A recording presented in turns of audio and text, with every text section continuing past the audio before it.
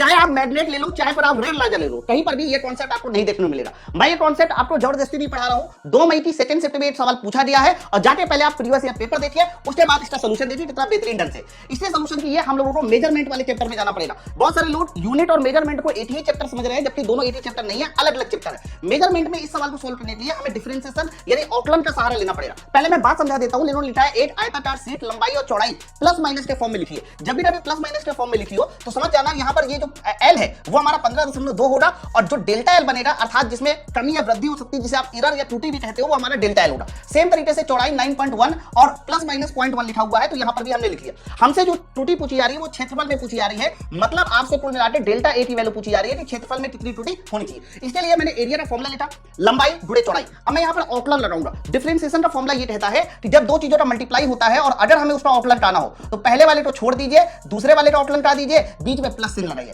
फिर उसी तरह से दूसरे वाले को छोड़ दीजिए, पहले वाले का आकलन करिए। इस तरीके से हम लोग डेल्टा ए का एक फॉर्मूला बना लेंगे। अब कुछ नहीं बचा, सिर्फ और सिर्फ फॉर्मूले में रखना है, आंसर आपकी झोली में। लंबाई की वैल्यू देखिए 15.2 है, तो 15.2 लंबाई की वैल्यू रखी। और रही बात डेल्टा बी हमारा यहां से 0.1 बन जाएगा, तो इंटू 0.1।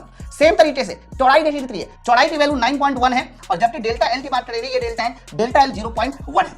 0.1 जब जोड़े तो ये 1.52 हो जाएगा, ये 0.91 हो जाएगा। और जैसे आप ये पूरा का पूरा डेटा सॉल्व करोगे तो ये जो आंसर आएगा सॉल्व करने पर ये आ जाएगा 2.43। ये हमारा चूंकि सेंटीमीटर स्क्वायर में था, इसलिए ये भी आंसर हमारा सेंटीमीटर स्क्वायर में आ जाएगा। अब ऑप्शन कौन सा होगा? इससे अप्रॉक्स आंसर 5 नहीं होगा, 0.3 नहीं होगा, 13 नहीं होगा। ऑप्शन नंबर डी हमारे सवाल का सही आंसर होगा। कि जो एलपी का एग्जाम 2026 में होना, उसमें फाइनल सिलेक्शन के लिए आप हमारा एलपी सीबीटी 1 सीबीटी 2 का कंप्लीट बैच ज्वाइन कर सकते हो। न्यू ईयर के ऑफर में भी चल रहा है। माई पाठशाला एप्लीकेशन को डाउनलोड कर लीजिए, और ये जो सामने मैं नंबर लिख रहा हूं 9696102411, इस नंबर पे कॉल करके आप ये हमारे बैच को ज्वाइन कर सकते हैं। इसके अलावा हमारा जो बेसिक साइंस का बैच है उसको भी ज्वाइन कर सकते हैं।